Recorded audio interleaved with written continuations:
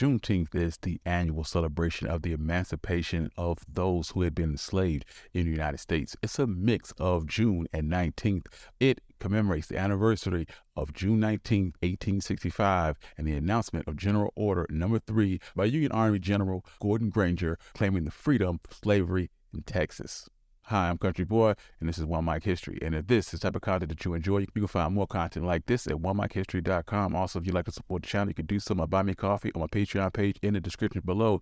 Additionally, give us 5 stars on Apple Podcasts and support the YouTube channel. But without further ado, it's important to properly dispose of unwanted medication or sharps. MedProject offers free and convenient disposal options near you. To learn more, call 844-MED-PROJECT or visit medproject.org. Let's get started. Slavery was the major cause of the Civil War. Yet, when the Civil War started in 1861, neither side entered the conflict with any intention of changing slavery. White Southerners wanted to wage war to make the Confederacy an independent nation that was free to promote slavery as they saw fit, and white Northerners wanted to maintain the Union and had no intention of freeing a single slave. Throughout the early part of the war, Abraham Lincoln was unwavering in his focus to preserve the Union. Any policy that helped or hindered black people was secondary to that goal. So when Lincoln called for 75,000 men to enlist in the military for 90 days with the national government, the support was overwhelming from both black and white, but only black men were rejected for military service. See, African Americans recognized long before white Americans that the fate of the Union was tied to black folks and the issue of slavery, and the future of slavery was tied to the outcome of the war. Black newspaper, The Anglo-African, stated that we are concerned in this fight that our fate hangs upon these issues. So black Americans started to prepare, and black men in New York formed their own military companies and began to drill, and black people in Boston even drew up a resolution modeled after the Declaration of Independence. Additionally, slaves also started to liberate themselves almost as soon as the war started, but Union leaders had no actual policy on how to deal with them. Union leaders showed more concern for the interests of slave owners than the actual people in slavery. Ulysses S. Grant even returned runaway slaves to their owners if they supported the Union. In August 6, 1861, Congress clarified the state of the runaway slaves with the First Confiscation Act. Federal forces could seize any property that belonged to the Confederacy used in the war effort. Any slave their master used to benefit the Confederacy, and only those slaves would be freed. Union General John C. Fremont would exceed those limits by freeing all of the slaves that belonged to the Confederates in Missouri. Lincoln told Fremont that only slaves that had been used in the Confederate war effort were to be freed because Lincoln was worried that Fremont would drive Missouri and Kentucky into the Confederacy. Black leaders and abolitionists were displeased with Lincoln because they felt it was foolish to fight a war against the South without fighting against slavery because the South was so dependent on it. But more than a year into the Civil War, Lincoln remained reluctant to strike decisively against slavery. Lincoln believed that the long-term solution to slavery was compensated emancipation of slaves, followed by their colonization outside of the country. Slave owners would be paid for the loss of their slaves, and slaves would be freed but forced to settle in another country in either the Caribbean, Latin America, or Western Africa. However, in the summer of 1862, border states rejected compensated emancipation, and Lincoln finally concluded that victory and the future of the Union was tied directly to slavery. Lincoln decided slavery would be instrumental in the outcome of the war, and he decided to hasten the end of the war and restore the Union. Finally, September 22nd, 1862, more than 2 months after Lincoln first started to consider the freedom of enslaved people, he issued the preliminary Emancipation Proclamation.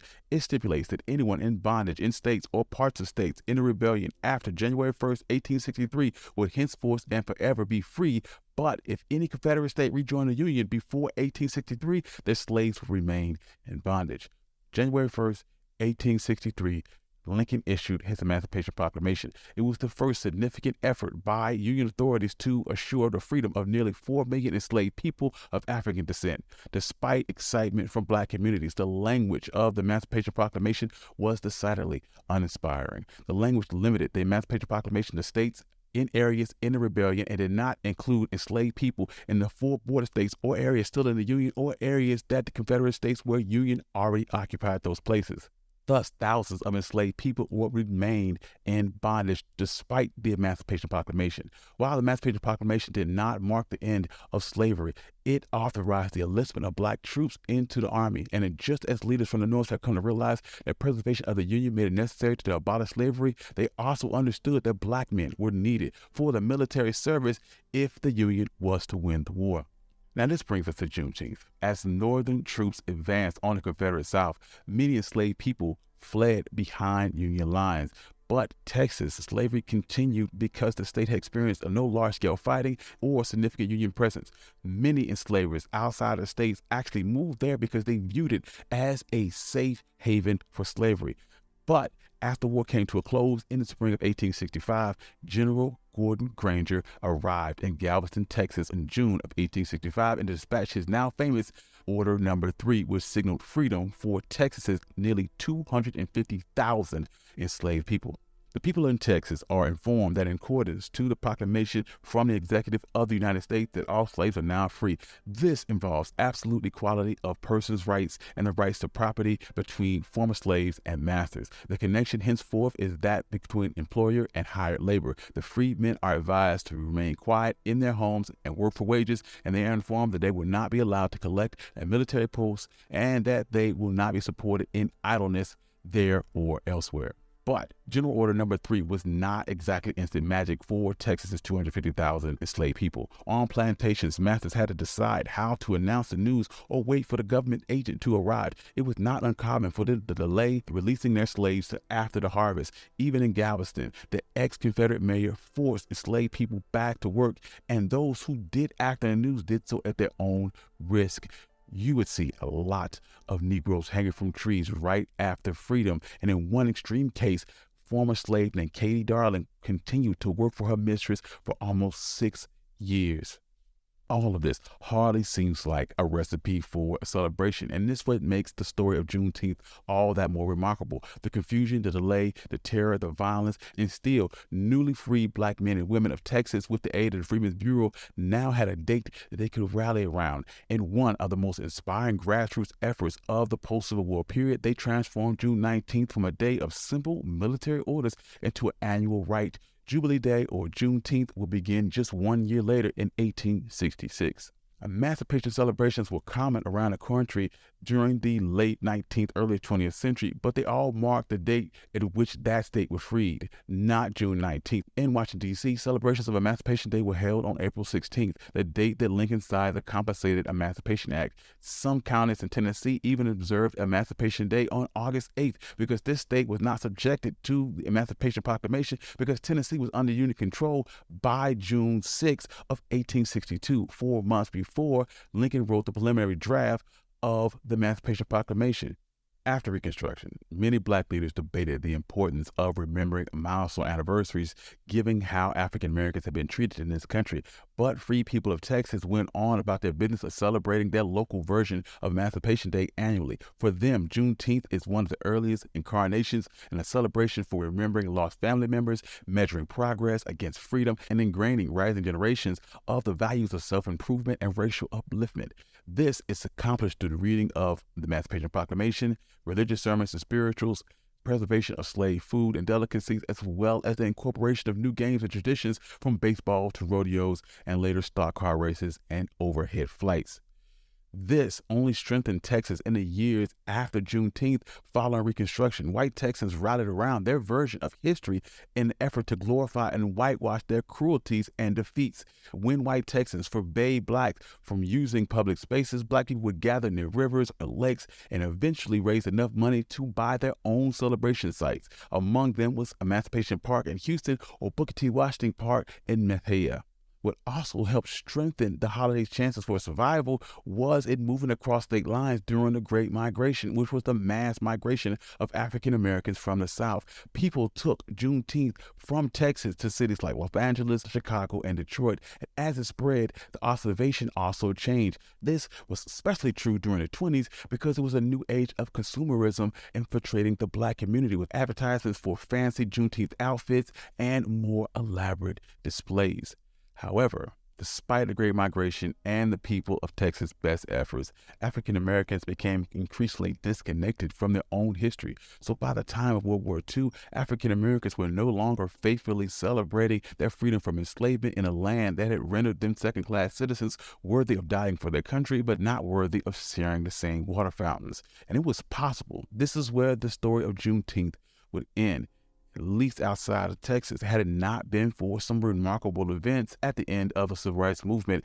In 1968, following the assassination of Martin Luther King Jr., his Southern Christian Leadership Conference drew on the symbolism of Juneteenth to produce the Second March on Washington, branded Solidarity Day, and became the centerpiece of the Poor People's Campaign.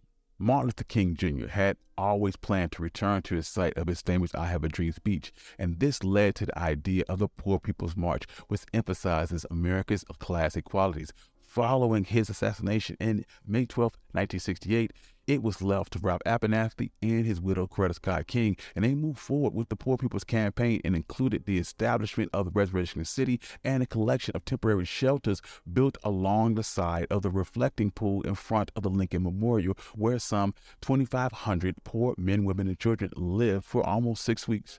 So on June 19th, 1968, more than 50,000 people gathered to commemorate Juneteenth and held a Solidarity Day rally and a march on Washington. By linking Solidarity Day to Juneteenth, the Poor People's Campaign connected the emancipation of enslaved people to the freedom from economic oppression for people of all colors. The people at the rally took the idea of Juneteenth celebration back to their respective communities.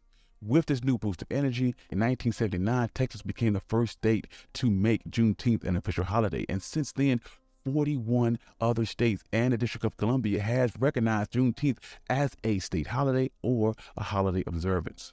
These days, Juneteenth celebrations still feature some mix of religious services and storytelling with music, foods, parades, festivals, and other jubilant celebrations of Black culture. Barbecues have always been a focal point of the holiday, with Texas newspaper articles dating back to the earliest 1800s reporting that the preparation and sharing of food was the main attraction at many Juneteenth celebrations. Today, following national protests against systemic racism and police violence, Juneteenth has gained a larger attention outside of the African American communities, and pressure built on a federal level to recognize Juneteenth as a federal holiday. So in June of 2021, Juneteenth was made the 11th federal holiday in the United States and the newest federal holiday since Martin Luther King Day in 1983. Thank you. This has been One Mic Black History. I'm your host, Country Boy. If you like this, you love this, you can find more like this at OneMicHistory.com. Also, if you want to support the channel, you can do so on my Buy Me Coffee, my Patreon page in the description below. Please give us 5 stars on Apple Podcasts and support the YouTube channel. Peace.